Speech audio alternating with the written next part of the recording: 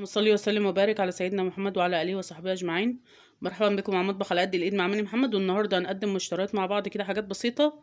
تعالوا مع بعض نستعرض اللي احنا جبناه. الاول انا جبت التموين 3 ازايز زيت، 3 سكر، 2 شعريه، وكيس البريل دوت بقيت فلوس، ودول من نقط 3 اوكس النبع 10. طبعا اشتريت كيلو ونص باهي لان احنا عاملين مقاطعه للبرسيل او اريال ما بنستعملوش، ده ب65 جنيه. معانا 2 خل، الازازه ب14، دول بستهلكهم في الشهر كله. طبعا رحت السرجه جبت مكرونه الكيلو ب22، جبت نص من ديت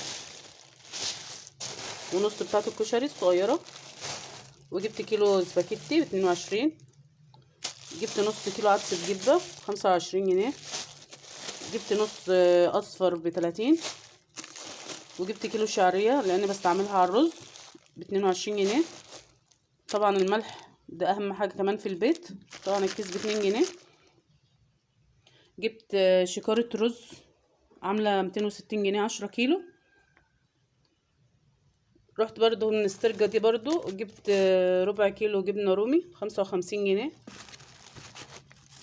نص كيلو جبنه ب60 جبنه قديمه. وطبعا البيض البيض ب150 جنيه النهارده زي ما احنا شايفين حجمه كده. ديت مشتريات الشهر بتاعتنا زي ما احنا شايفين. طبعا في حاجات انا خزنتها هوريها لكم دلوقتي. جبت هنا عدايه طماطم، انا بحب اخزن الطماطم زي ما هي زي ما احنا شايفين كده. ده الكيلو هو كان ب6.5. بصوا الطماطمايه ما شاء الله، انا بخزنها زي ما هي وبتطلع برضو بتبقى زي ما هي.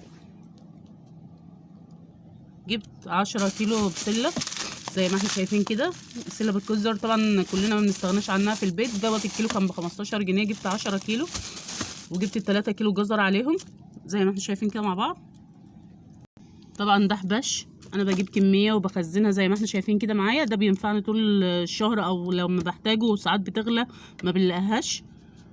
طبعا البطاطس كانت رخيصه فجبت 10 كيلو زي ما احنا شايفين. دي نص مقليه، بطلعها يا دوبك على القليه بتبقى تحفه زي ما احنا شايفين كده معايا. جبت 2 كيلو سمك شبار اللي هو البلطي الكبير زي ما احنا شايفين كده. طبعا بحطه زي ما هو، مش بنضفه، بطلعه على التنظيف بيبقى زيه زي اللي جاي لسه دلوقتي حالا. طبعا دي مشترياتنا، لو عجبتك ما تنساش اللايك والشير وحط اللايك عشان توصل كل جديد معايا. تحياتي، مطبخ على قد الايد مع مني محمد، مع الف سلامه.